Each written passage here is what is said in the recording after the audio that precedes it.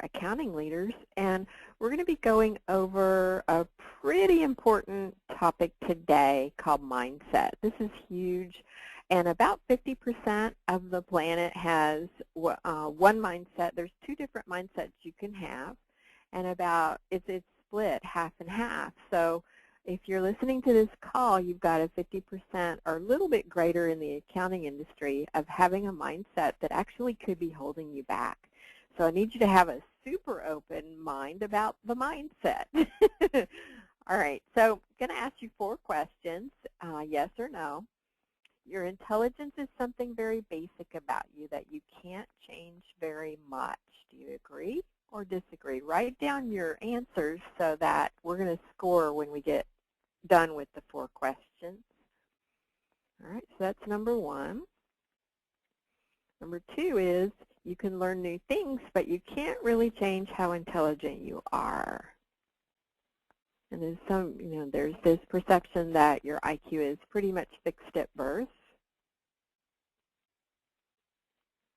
All right.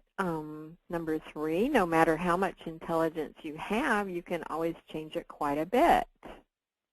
Do you agree or disagree? And number 4 is you can always substantially change how intelligent you are. So do you agree or disagree? All right, so you should have 4 answers down. You might want to pause it if you're not done and go through this because it's going to be important to know what you really think. All right, and then I'm going to go ahead and give you the answers now on the next slide. If you answered yes to the first 2 questions and no to the last 2 questions, then you have something we call a fixed mindset. And this is in relation to IQ and mental ability. You can actually test it on different types of intelligence, but let's stick with one to keep it simple first. If you said yes to 3 and 4 and no to 1 and 2, then you have something called a growth mindset, again, related to intelligence, IQ, and mental ability. All right, so keep in mind the fixed versus the growth mindset. And by the way, this is the work of the brilliant, genius work of Carol Dweck out of Stanford.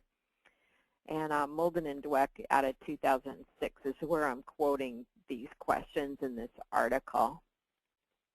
So let's talk about the growth mindset too, because that's actually the one that when you transition yourself to this mindset, if in fact you scored on the fixed mindset, you're actually going to be better off in life. You will actually achieve more and you get higher grades and go further in life with the growth mindset. And the growth mindset has characteristics like they understand that important qualities can be cultivated. In other words, effort, when you put the hours in, you get better at something. And you don't look stupid if you put lots and lots and lots of hours in, all right? So actually, the more hours you put in, the better off you are. And children that are taught this growth theory, or in the science, you're going to see the word incremental. That's what they call it in the science. They actually did better in achievement by 1 full grade point. So there's ways that you can actually cultivate a growth mindset in your children, which I think is incredibly important. And there's also ways you can cultivate a fixed mindset in your children, and you might want to look at whether that's happening for you, because that may be a way that you might be holding back your children, and I'm sure if you knew, you wouldn't want to do that. I'll tell you a quick story about me. I had a fixed mindset when I was when I was younger. In 3rd grade, I had this girl that was with me named Janet Fink, and I could never do better than Janet Fink. When the report cards came out, if I got an all A's and 1 B, Janet Fink would get all A's and A minuses.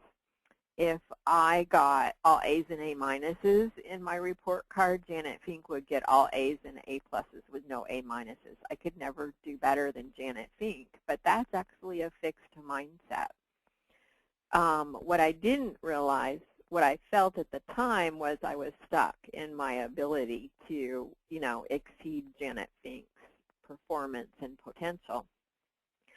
Later on in life, things change, and I decided very late in life, in my mid-40s, to go back and get a neuroscience degree.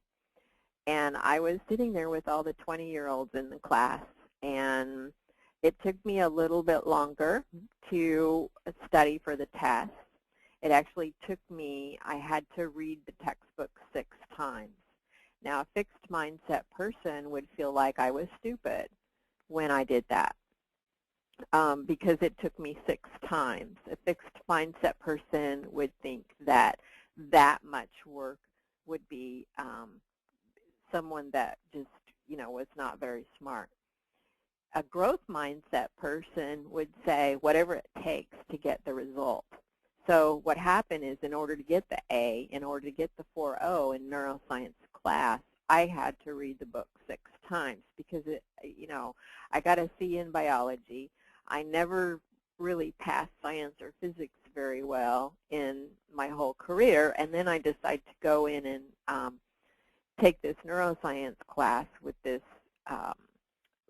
book that was 1,000 pages long and 64 chapters and written by a Nobel Prize winner. And so I did have to, read the book 6 times.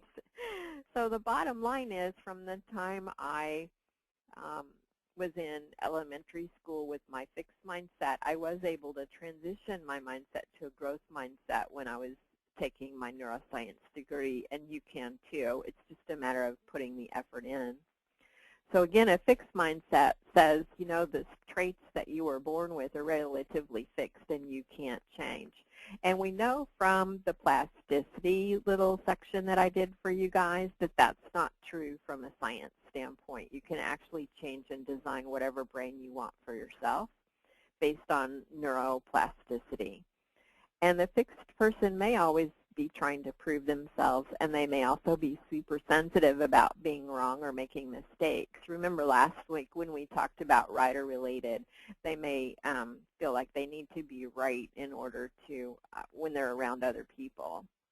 All right, so the fixed versus growth mindset, one thing that's kind of really interesting and a little bit hard to talk about, so I'm going to give you a further resource for this if you feel like you might fall into the fixed mindset. It's totally worth reading Carol Dweck's book. Praising ability in your children especially and in your employees creates pressure and lowers scores. So there's a really interesting study that they did that they gave people a math test, and if you checked a box that said you were female, it actually lowered your test score no matter what, just simply the act of checking the box, because the female, stereotypically speaking, tends to score lower in math or science. That's actually a myth, but it actually creates in your mind a lower score. Now, praising effort also keeps it really, really fun, and it raises scores. So, for example, when your child is at the baseball mound, what you can do is, instead of saying, Johnny, go hit a home run, which they can't control, that's praising ability, instead you can say, Johnny, hit the ball just like you did in practice, or swing the bat just like you did in practice is actually a better way to word that. Johnny, swing the bat the way you did in practice. So that praises effort, and that is what the child can control. The child can't control hitting a home run, but the child can control repeating the way they did it in practice, if that makes sense. And that actually, according to Dweck's research, allows the child to test a full grade higher in their scores. So your action item is, and this is fairly complicated for a little podcast, so I would definitely encourage you to, if you resonate with this one, to read a little bit more about it. Take a look at where you might have a fixed mindset. It's not just for intelligence. based on what we talked about. It can also affect creativity. Gee, I don't feel like I'm creative. If you've got that running in your head, that's a myth that's just simply not true based on brain science. Now, you may not have the passion to go be creative, and that's a different story. But the key is not to have your mindset holding you back in these things. It's the same thing with sports. Gee, I don't, I'm not good at hitting the ball or something. And also career. Gee, I'm just not making it in my career. So you want to take a look at where you might have that fixed mindset, where that might be holding you back performance-wise, and see how you can transition yourself to a growth mindset. And a lot of the accelerators have been reading this mindset by Carol Dweck. So definitely that's an old jacket. That's an old book jacket. I think they have redesigned the book cover for the recent releases. But it's basically this book called Mindset by Carol Dweck. So enjoy, and that's this week's podcast. We'll see you next week.